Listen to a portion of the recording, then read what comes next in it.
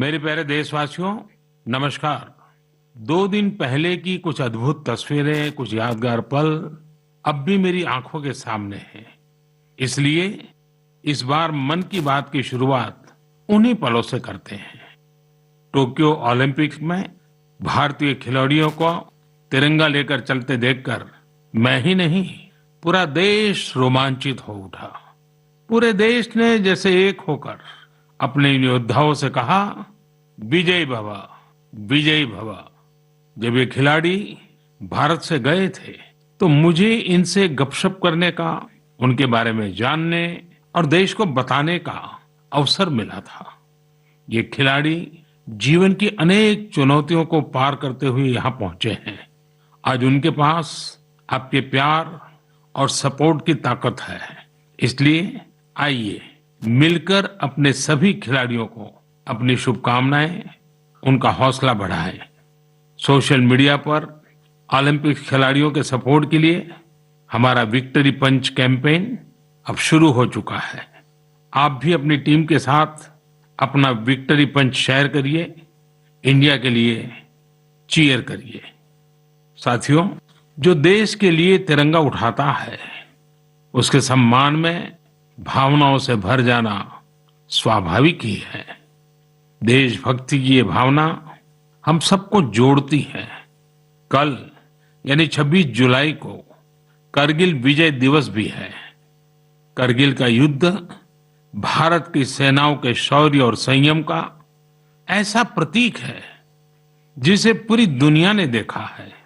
इस बार ये गौरवशाली दिवस भी अमृत महोत्सव के बीच में मनाया जाएगा, इसलिए ये और भी खास हो जाता है।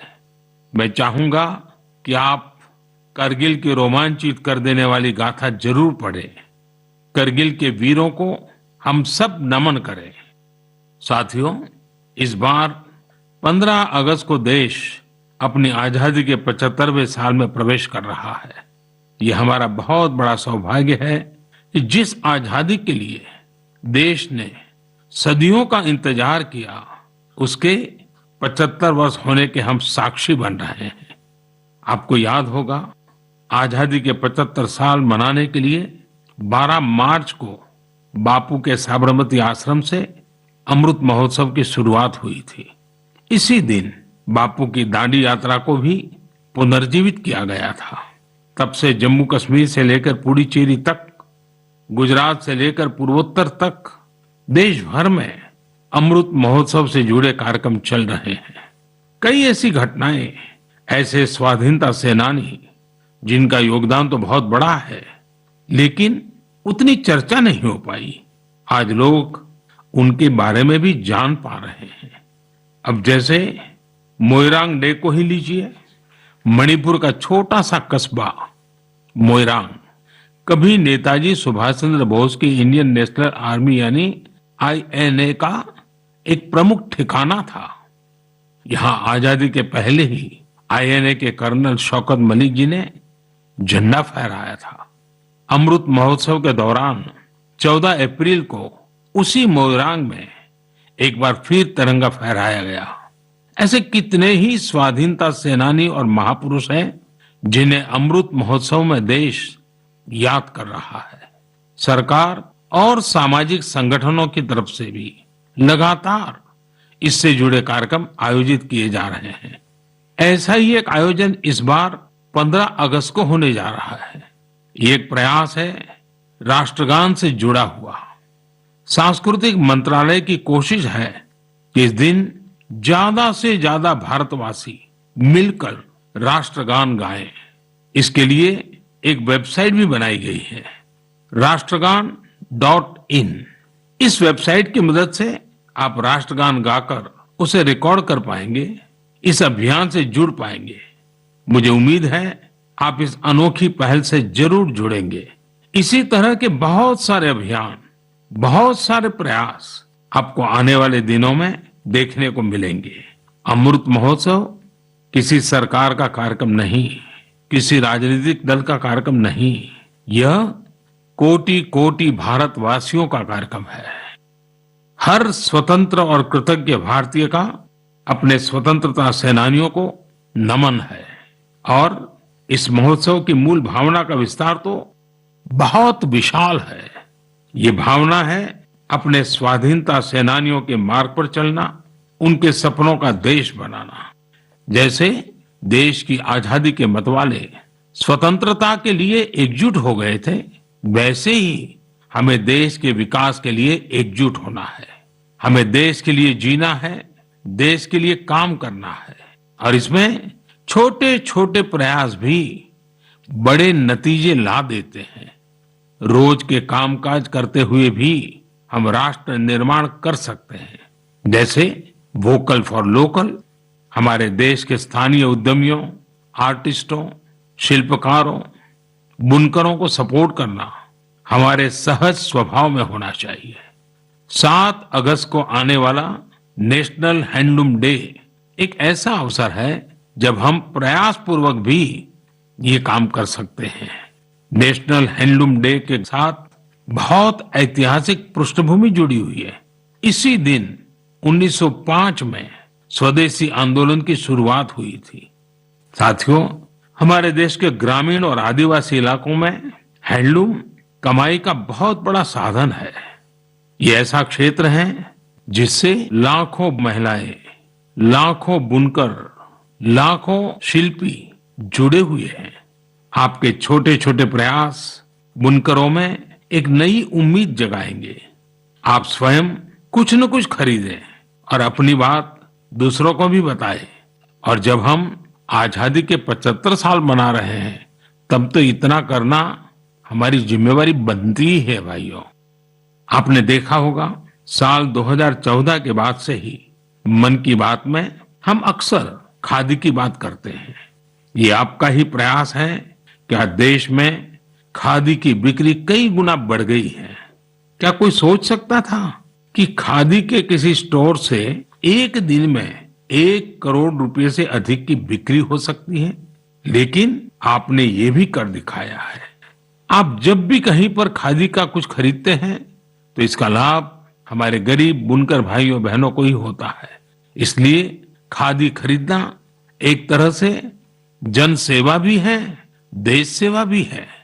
मेरा आपसे आग्रह है कि आप सभी मेरे प्यारे भाइयों बहनों ग्रामीण इलाकों में बन रहे हैंडलूम प्रोडक्ट्स जरूर खरीदें और उसे #myhandloom mypride के साथ शेयर करें। साथियों, बात जब आजादी के आंदोलन और खादी की हो तो पूज्य बापू का स्मरण होना स्वाभाविक है। जैसे बापू के नेतृत्व में भारत छोड़ो आंदोलन चला था, वैसे ही आज हर देशवासी को भारत जोड़ो आंदोलन का नेतृत्व करना है। यह हमारा कर्तव्य है कि हम अपना काम ऐसे करें जो विविधताओं से हमारे भारत को जोड़ने में मददगार हो। तो आइए हम अमृत महोत्सव को ये अमृत संकल्प लें कि देश ही हमारी सबसे बड़ी आस्था, सबसे बड़ी प्राथमिकता बना रहेगा। नेशन फर्स्ट, ऑलवेज फर्स्ट के मंत्र के साथ ही हमें आगे बढ़ना है। मेरे प्यारे देशवासियों, आज मैं मन की बात सुन रहे मेरे युवा साथियों का विशेष आभार व्यक्त करना चाहता हूं। अभी कुछ दिन पहले ही MyGov की ओर से मन की बात के श्रोताओं को लेकर एक स्टडी की गई थी। इस स्टडी में ये देखा गया कि मन की बात के लिए संदेश और सुझाव भेजने वालों में प्रमुखतः कौन लोग हैं। स्टडी के बाद ये जानकारी सामने आई कि संदेश और सुझाव भेजने वालों में से करीब करीब 75% लोग 35 वर्ष की आयु से कम के होते हैं। यानी भारत की युवा शक्ति के सुझाव मन की बात को दिशा दे रहे हैं। मैं इसे बहुत अच्छे संकेत के रूप में देखता हूं। मन की बात एक ऐसा माध्यम है जहां सकारात्मकता है, संवेदनशीलता है। मन की बात में हम पॉजिटिव बातें करते हैं। इसका कैरेक्टर कलेक्टिव है। सकारात्मक विचारों और सुझावों के लिए भारत के युवाओं की ये सक्रियता मुझे आनंदित करती है। मुझे इस बात की भी खुशी है कि मन की बात के माध्यम से मुझे युवाओं के मन को भी जानने का अवसर मिलता है। साथियों, आप लोगों से मिले सुझाव ही मन की बात की असली ताकत है। आपके सुझाव ही मन की बात के माध्यम से भारत की विविधता को प्रकट करते हैं, भारतवासियों के सेवा और त्याग की खुशबू को चारों दिशाओं में फैलाते हैं, हमारे मेहनत कश युवाओं के इनोवेशन से सबको प्रेरित करते हैं। मन की बात में आप कई तरह के आइडियाज भेजते हैं, हम सभी पर तो चर्चा नहीं कर पाते हैं, लेकिन उनमें से बहुत से आइडियाज को मैं संबंधित विभागों को जरूर भेजता हूं ताकि उन पर आगे काम किया जा सके। साथियों, मैं आपको साई प्रणीत जी के प्रयासों के बारे में बताना चाहता हूं। साई प्रणीत जी एक सॉफ्टवेयर इंजीनियर है, आंध्र प्रदेश के रहने वाले हैं।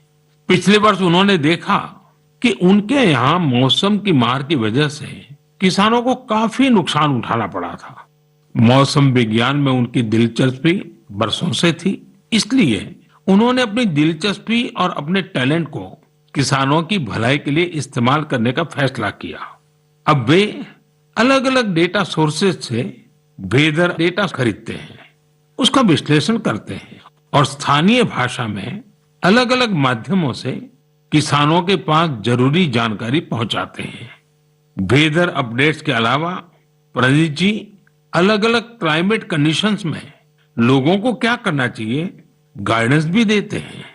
खासकर बाढ़ से बचने के लिए या फिर तूफान या बिजली गिरने पर कैसे बचा जाए, इस बारे में भी वो लोगों को बताते हैं।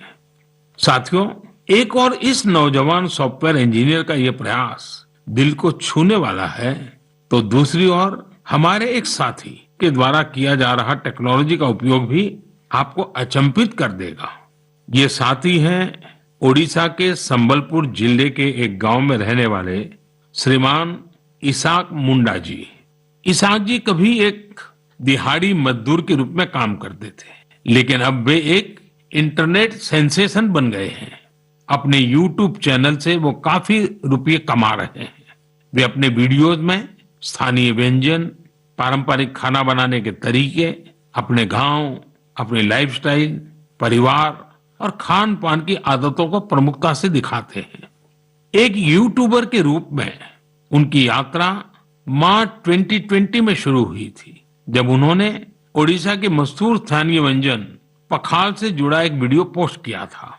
तब से वे सैकड़ों वीडियो पोस्ट कर चुके हैं।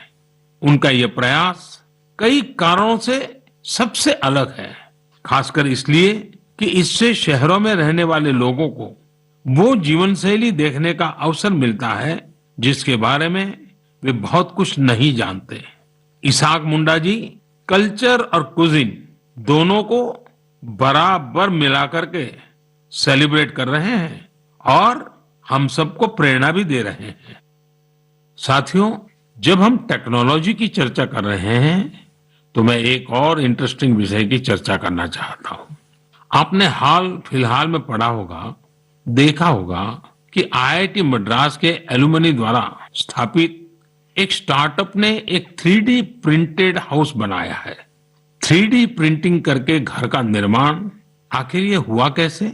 दरअसल इस स्टार्टअप ने सबसे पहले 3D प्रिंटर में एक 3 डायमेंशनल डिजाइन को फीड किया और फिर एक विशेष प्रकार के कंक्रीट के माध्यम से लेयर बाय लेयर एक 3D स्ट्रक्चर फैब्रिकेट कर दिया। आपको यह जानकर खुशी होगी कि देश भर में इस प्रकार के कई प्रयोग हो रहे हैं। एक समय था जब छोटे छोटे कंस्ट्रक्शन के काम में भी वर्षों लग जाते थे, लेकिन आज टेक्नोलॉजी की वजह से भारत में स्थिति बदल रही है। कुछ समय पहले हमने दुनिया भर की ऐसी इनोवेटिव कंपनीज को आमंत्रित करने के लिए एक global housing technology challenge launch किया था। ये देश में अपनी तरह का अलग तरह का अनोखा प्रयास है, इसलिए हमने इन्हें लाइट हाउस प्रोजेक्ट्स का नाम दिया। फिलहाल देश में 6 अलग अलग जगहों पर लाइट हाउस प्रोजेक्ट्स पर तेजी से काम चल रहा है। इन लाइट हाउस प्रोजेक्ट्स में मॉडर्न टेक्नोलॉजी और इनोवेटिव तौर तरीकों का इस्तेमाल किया जाता है। इससे कंस्ट्रक्शन का टाइम कम हो जाता है, साथ ही जो घर बनते हैं वो अधिक टिकाऊ, किफायती और आरामदायक होते हैं। मैंने हाल ही में ड्रोन्स के जरिए इन प्रोजेक्ट्स की समीक्षा भी की और कार्य की प्रगति को लाइव देखा। इंदौर के प्रोजेक्ट में ब्रिक और मोर्टार वॉल्स की जगह pre fabricated sandwich panel system का इस्तेमाल किया जा रहा है। राजकोट में लाइट हाउस फ्रेंच टेक्नोलॉजी से बनाए जा रहे हैं, जिनमें टनल के जरिए मोनोलिथिक कंक्रीट कंस्ट्रक्शन टेक्नोलॉजी का इस्तेमाल हो रहा है। इस टेक्नोलॉजी से बने घर आपदाओं का सामना करने में कहीं अधिक सक्षम होंगे। चेन्नई में अमेरिका और फिनलैंड की technologies precast concrete system का उपयोग किया जा रहा है। इससे मकान जल्दी भी बनेंगे और लागत भी कम आएगी। रांची में जर्मनी के 3D कंस्ट्रक्शन सिस्टम का प्रयोग करके घर बनाए जाएंगे। इसमें हर कमरे को अलग से बनाया जाएगा, फिर पूरे स्ट्रक्चर को उसी तरह जोड़ा जाएगा जैसे ब्लॉक टॉयज को जोड़ा जाता है। अगरतला में न्यूजीलैंड की टेक्नोलॉजी का उपयोग कर स्टील फ्रेम के साथ मकान बनाए जा रहे हैं जो बड़े भूकंप को झेल सकते हैं। वहीं लखनऊ में कनाडा की टेक्नोलॉजी का इस्तेमाल किया जा रहा है। इसमें प्लास्टर और पेंट की जरूरत नहीं होगी और तेजी से घर बनाने के लिए पहले से ही तैयार दीवारों का प्रयोग किया जाएगा। साथियों, आज देश में ये प्रयास हो रहा है कि प्रोजेक्ट इंक्यूबेशन सेंटर्स की तरह काम करे। इससे हमारे प्लानर्स, आर्किटेक्ट्स, इंजीनियर्स और स्टूडेंट्स नई टेक्नोलॉजी को जान सकेंगे और उसका एक्सपेरिमेंट भी कर पाएंगे। मैं इन बातों को खास तौर पर अपने युवाओं के लिए साझा कर रहा हूं ताकि हमारे युवा राष्ट्र हित में टेक्नोलॉजी के नए नए क्षेत्रों की ओर प्रोत्साहित हो सके। मेरे प्यारे देशवासियों, आपने अंग्रेजी की एक कहावत सुनी होगी, to learn is to grow, यानी सीखना ही आगे बढ़ना है। जब हम कुछ नया सीखते हैं तो हमारे लिए प्रगति के नए नए रास्ते खुद ब खुद खुल जाते हैं। जब भी कहीं लीक से हटकर कुछ नया करने का प्रयास हुआ है, मानवता के लिए नए द्वार खुले हैं, एक नए युग का आरंभ हुआ है। और आपने देखा होगा, जब कहीं कुछ नया होता है तो उसका परिणाम हर किसी को आश्चर्यचकित कर देता है। अब जैसे कि अगर मैं आपसे पूछूं कि वो कौन से राज्य हैं जिन्हें आप सेब, एप्पल के साथ जोड़ेंगे, तो जाहिर है कि आपके मन में सबसे पहले हिमाचल प्रदेश, जम्मू कश्मीर और उत्तराखंड का नाम आएगा। पर अगर मैं कहूं कि इस लिस्ट में आप मणिपुर को भी जोड़ दीजिए तो शायद आप आश्चर्य से भर जाएंगे। कुछ नया करने के जज्बे से भरे युवाओं ने मणिपुर में ये कारनामा कर दिखाया है। आजकल मणिपुर के उखरुल जिले में सेब की खेती जोर पकड़ रही है। यहाँ के किसान अपने बागानों में सेब उगा रहे हैं। सेब उगाने के लिए इन लोगों ने बाकायदा हिमाचल जाकर ट्रेनिंग भी ली है। इनमें से एक हैं टीएस रिंगफामियोंग। ये पैसे से एक एरोनॉटिकल इंजीनियर है। उन्होंने अपनी पत्नी श्रीमती टीएस एंजल के साथ मिलकर सेब की पैदावार की है। इसी तरह अवुंगशी शिमरे ऑगस्टिन ने भी अपने बागान में सेब का उत्पादन किया है। अवुंगशी दिल्ली में जॉब करती थी। ये छोड़कर वो अपने गांव लौट गई और सेब की खेती शुरू की। मणिपुर में आज ऐसे कई एप्पल ग्रोवर हैं जिन्होंने कुछ अलग और नया करके दिखाया है। साथियों, हमारे आदिवासी समुदाय में बेर बहुत लोकप्रिय रहा है। आदिवासी समुदायों के लोग हमेशा से बेर की खेती करते रहे हैं, लेकिन कोविड-19 महामारी के बाद इसकी खेती विशेष रूप से बढ़ती जा रही है। त्रिपुरा के उनाकोटी के ऐसे ही 32 साल के मेरे युवा साथी हैं विक्रमजीत चकमा।